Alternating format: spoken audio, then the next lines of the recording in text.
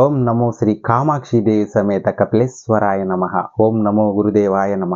భక్తులందరికీ నమస్కారం. మనం గోవుకి ఎంత విలువిస్తామో తెలుసు కదా. సకల దేవతలు కూడా ఆవులో ఉన్నాయని చెప్పి మనం పూజిస్తూ ఉంటాం, మనం కొలుస్తూ ఉంటాం. అదేవిధంగా ఆవుని తల్లి కన్నా మిన్నగా మనము చూస్తాం, మన సనాతన ధర్మంలో పూజిస్తాం కూడా. అదేవిధంగా మన ధర్మంలో, మన సనాతన ధర్మంలోనే బలులు కూడా ఇస్తూ ఉంటాం. ఇదే మూగ జీవాలను కూడా, ఎన్నో మూగ జీవాలను కూడా మనం చంపేస్తూ ఉంటాం, తినేస్తూ ఉంటాం. ఎందుకు ఈ విధంగా జరుగుతూ ఉంది? ఒకవైపు ఏమంటే దేవతగా, దేవుడిగా ఆరాధిస్తూ, ఇంకోవైపు వాటిని చంపి తినేయడం ఏంటి? దీని వెనుకుండే రహస్యం ఏంటి? ఆ సంస్కృతి ఏంటి? అదంతా ఈరోజు తెలుసుకోబోతున్నాం. ఇంకోటి ఏంటంటే, ఈ మాంసాహారం ఎవరు తినాలి, ఎందుకు తినాలి, అది కూడా మనం తెలుసుకోబోతున్నాం. ఇప్పుడు పరిస్థితి ఏమైపోయిందంటే, ఇప్పుడు మన కలియుగంలో ఉండే పరిస్థితి ఏమైపోయిందంటే, మాంసం లేనిదే ముద్ద దిగిన పరిస్థితికి చేరిపోయినాం. చాలామంది కూడా ఆ విధంగా మనం మారిపోయినాం. ఎందుకు ఈ పరిస్థితి ఎందుకు వచ్చింది? ఇది ఏ పరిస్థితుల వల్ల మనం ఈ విధంగా మనం మారిపోయినాం? వాటన్నిటి గురించి కూడా ఈరోజు మనం తెలుసుకోబోతున్నాం. మనకి యుగాలు 4 ఉన్నాయి కదా. కృతయుగం, త్రేతాయుగం, ద్వాపర యుగం, కలియుగం. ఈ యుగాల్లో ఇప్పటి పరిస్థితి వేరు. కానీ ఇంతకుముందు 3 యుగాల్లో ఎంతోమంది జ్ఞానులు ఉండేవాళ్ళు. ఎంతో వాళ్ళు అనుకుంటే జరిగేవి కొన్ని. అంతటి తపో శక్తి ఉండేది వాళ్ళకి. వాళ్ళు వీలైతే ఒక జీవిని, చచ్చిపోయిన జీవిని కూడా బతికించే అంత మంత్రాలు తెలిసిన వాళ్ళు, అంతటి జ్ఞానం కలిగిన వాళ్ళు. తర్వాత కొంతమంది సిద్ధులు, యోగులు ఉండేవాళ్ళు కదా అప్పట్లో. వీళ్ళు ఏం చేస్తారంటే నిరంతరం సాధన చేస్తూ ఉంటారు, తపస్సు చేస్తూ ఉంటారు. ఎన్నో సంవత్సరాల తర్వాత వీళ్ళకి ఆత్మ సాక్షాత్కారం అనేది అవుతుంది. అప్పుడు వీళ్ళు ఏం చేస్తారంటే, వాళ్ళ తపశ్శక్తిని వాళ్ళు పరీక్షించదలుచుకున్నప్పుడు ఏం చేస్తారంటే, ఈ జంతు బలి అనేది చేసేవాళ్ళు. ఒక జంతువుని బలిచ్చి అందులో ఉండే ఆ ఆత్మకి ముక్తిని ప్రసాదించే శక్తి ఉందా లేదా వాళ్ళని వాళ్ళు పరీక్షించుకునేవాళ్ళు. అలా ఆ జంతువుని చంపి దానికి ఉన్నతమైన జన్మనైనా ప్రసాదించవచ్చు, లేకపోతే దానికి ముక్తినైనా ప్రసాదించవచ్చు. ఆ విధమైన శక్తి ఉన్నప్పుడే వీళ్ళు ఆ జంతువును చంపడానికి అర్హులు. అలా చంపిన వాళ్ళే ఆ మాంసాన్ని తినడానికి కూడా అర్హులు. ఆ జీవిని చంపి దానికి ఉన్నతమైన జన్మను ప్రసాదించగలగాలి, లేకపోతే ముక్తిని ప్రసాదించగలగాలి. అటువంటి వాళ్ళు మాత్రమే జంతు బలి చేయాలి, జంతువుల్ని చంపాలి, దాన్ని మాంసాన్ని తినడానికి కూడా వాళ్ళే అర్హులు. అంతేగాని మిగిలిన వాళ్ళు ఎవ్వరూ అటువంటి జంతువుల్ని చంపి తినే అర్హత అయితే కలియుగంలో లేదు.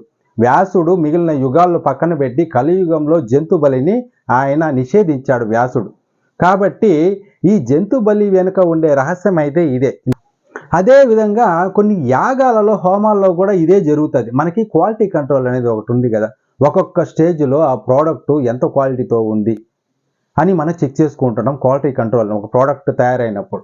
అదేవిధంగా ఈ హోమాల్లో, యాగాల్లో కూడా ఒక్కొక్క స్టేజ్లో ఆ యాగము సఫలం అవుతూ ఉందా లేదా, దాని ఫలితం వస్తుందా లేదనేది పరీక్షించే వాళ్ళు అనమాట అప్పుడు యోగులు, సిద్ధులు. అటువంటి క్రమంలోనే ఈ జంతు బలి అనేది కూడా అందులో ఒక స్టేజే. అలా ఎప్పుడైతే ఈ బలి ఇచ్చినప్పుడు ఆ జీవి ఉన్నతమైన జీవితాన్ని, జన్మని పొందుతుందో, ముక్తిని పొందుతుందో అప్పుడు ఆ యాగం సఫలమైంది అని అనుకునేవాళ్ళు. ఆ జరిగే ప్రక్రియను కూడా అప్పుడు యోగులు, సిద్ధులు ప్రత్యక్షంగా చూసేవాళ్ళు. అంతటి తపశక్తి కలిగిన వాళ్ళు కాబట్టే బలి అనేది ఇచ్చేవాళ్ళు, జంతువధ చేసేవాళ్ళు. జంతువధ చేసిన వాటికి ఉన్నతమైన జన్మ లభించింది కదా. ఎన్నో లక్షల కోట్ల జన్మలెత్తి ముక్తిని పొంది ఆ జీవులకి, వాటికి ప్రత్యక్షంగా ముక్తిని లేకపోతే మంచి జన్మని ప్రసాదించారు కదా. అందుకే గోవధ కానీ, అశ్వమేధం కానీ చేసేవాళ్ళు అప్పట్లో. కానీ ఇప్పుడు పరిస్థితి ఏమైందంటే, మనం తినడానికి మాత్రమే బలి పేరుతో, లేకపోతే అమ్మవారి పేరుతో, లేకపోతే భగవంతుడి పేరు చెప్పి మనకు ఇష్టమైన మేకనో, గొర్రెనో, కోడినో, దేన్నో ఒకటి చంపుకొని తినడం జరుగుతూ ఉంది. ఇది వ్యాసుడు ఎప్పుడో ఖండించినాడు. కలియుగంలో నిషేధించబడింది ఈ జంతు బలి అనేది.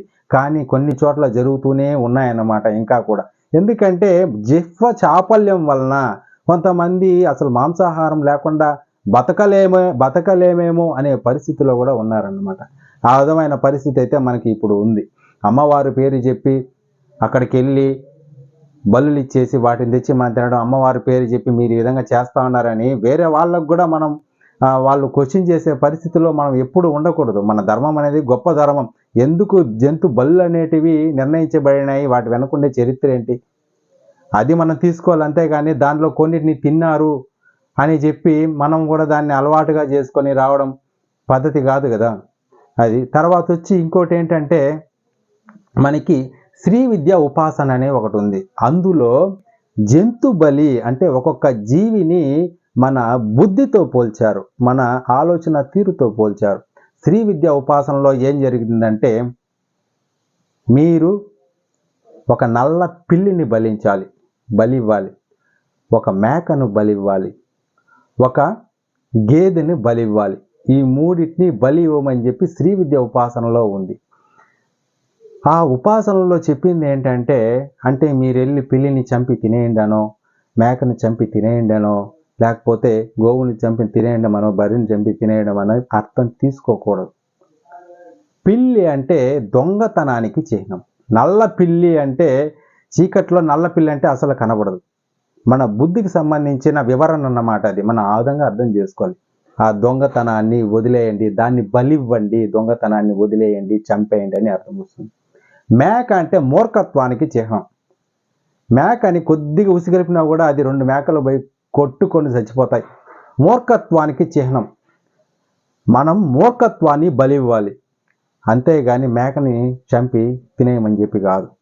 తర్వాత గేదెని, తర్వాత గోవుని బలి ఇవ్వమని చెప్పారు. గేదె కానీ గోవు కానీ అమాయకత్వం, తర్వాత వచ్చి సోమరితనం, ఇవి వాటి లక్షణం అన్నమాట. దానిని బలి ఇవ్వమని చెప్పింది అమ్మవారు, అంతేగాని నువ్వు గోవుని చంపేసి గేదెని చంపేసి తినేమని చెప్పి కాదు. మనము ఆ విధమైన వివరణ తీసుకోవాలి, అంతేగాని వాటిని చంపి తినేమని చెప్పి ఏ తల్లి కూడా చెప్పదు. మీరు అన్నట్టు మీకు డౌట్ రావచ్చు, కానీ పురాతన కాలంలో ఎంత ఓల్డెన్ డేస్లో కూడా అమ్మవారికి బలి అనేటివి జరిగేవి. అమ్మవారికి బలి ఇవ్వకపోతే గ్రామాల మీద ఆమె కోపంతో తుఫాను రాపించడం కానీ, కరువు కాటకాలు ఇవన్నీ వచ్చేటివి. అప్పుడు ఎప్పుడైతే మనం బలిస్తామో అమ్మవారు కరుణించేది అని చెప్పేవాళ్ళు కదా. గ్రామ దేవతల పరిస్థితి ఏంటంటే, గ్రామ దేవతలు ఉగ్ర స్వరూపాలు, తామసిక స్వరూపాలు. వీళ్ళు ఎలాగంటే దుష్ట శక్తుల్ని చంపడానికి ఎప్పుడు ఉగ్ర రూపంలో ఉంటారన్నమాట. ఇప్పుడు రాక్షసులు అనుకోండి, రాక్షసుల్ని చంపాలనుకోండి ఏ శక్తితో ఉండాలా? సాధు స్వరూపంతో. అంటే రాక్షసులు చంపగలమా? లేదు. ఇప్పుడు మన కాళికాదేవి రూపం తీసుకోండి, ఎలా ఉంటుంది? చూస్తేనే భయం గొలిపే విధంగా ఉంటుంది. వీరభద్రుడి రూపం చూసుకోండి, ఎంతో భయంకరంగా ఉంటుంది. ఆ విధంగా ఆ రూపంలో వాళ్ళు తామస రూపంలో, ఉగ్ర రూపంలో వచ్చి రాక్షసులను చంపుతారు. అటువంటి వాళ్ళు ఉగ్ర స్వరూపులుగా మనకి గ్రామ పొలిమేళల్లో ఉంటారు. వీళ్ళకి అప్పుడుండే ఆ సంప్రదాయాల ప్రకారం, అప్పుడుండే ఆ పరిస్థితులను బట్టి అప్పుడు బలులు ఇచ్చేవాళ్ళు. వాళ్ళు ఆ ఉగ్ర రూపం తగ్గడానికి జంతు బలి ఇచ్చేవాళ్ళు. ఆ బలి ఇచ్చిన దాన్ని కూడా ఏం చేస్తారంటే ఊరంతా పంచుకొని తినేవాళ్ళు కాదు. అందులో మొత్తం భాగంలో కొద్దిగా భాగమే తీసి అక్కడ వండి అమ్మవారికి పెట్టేవాళ్ళు. తర్వాత అక్కడ ఉండే దేవతలందరికీ సమర్పించేవాళ్ళు. అంతేగాని అక్కడంతా మళ్ళా వాటంతా బలిచ్చి మనం తినాలని ఎక్కడ లేదనమాట. అది సమర్పణ చేసేవాళ్ళు. అందులో కూడా కొన్ని మంత్రాలు అనేది ఉచ్చారణ చేసేవాళ్ళు. మేము బలిచ్చే ఈ జీవికి ఉన్నతమైన జీవితాన్ని ప్రసాదించు, దీనికి ముక్తిని ప్రసాదించు, ఉన్నతమైన లోకాలకు కలిగించు, ఈ జీవి మీకోసం ప్రాణత్యాగం చేసింది కాబట్టి ఈ జీవిని కాపాడండి, ఉన్నతమైన జన్మనివ్వండి అని చెప్పి తల్లికి మంత్రోచ్చారణ చేసి ఆ బలి ఇవ్వడం అనేది జరిగేది. ఆ విధంగా అప్పుడు చేసేవాళ్ళు. తర్వాత కొంతమంది ఆటవికులు ఉండేవాళ్ళు. ఆటవికులు అంటే మనకి తెలుసు కదా. వీళ్ళు ఏం చేసేవాళ్ళంటే వీళ్ళకి వాళ్ళ అలవాట్లు వేరు, వాళ్ళ ఆహార పద్ధతి వేరు. వీళ్ళు ఎలాగంటే అక్కడ జంతువులు వేటాడే తింటారు. ఆ విధంగా అలవాటు వాళ్ళకి. ఇటువంటి వాళ్ళు ఏం చేసేవాళ్ళంటే అక్కడ వాళ్ళొక దేవతను పెట్టుకొని వీళ్ళు ఏదైతే తింటారో దాన్ని అమ్మవారికి కూడా సమర్పించేవాళ్ళు. అది వాళ్ళ అమాయకత్వం, వాళ్ళ నాగరికత అది. ఆ విధంగా వాళ్ళు చేసేవాళ్ళు అన్నమాట.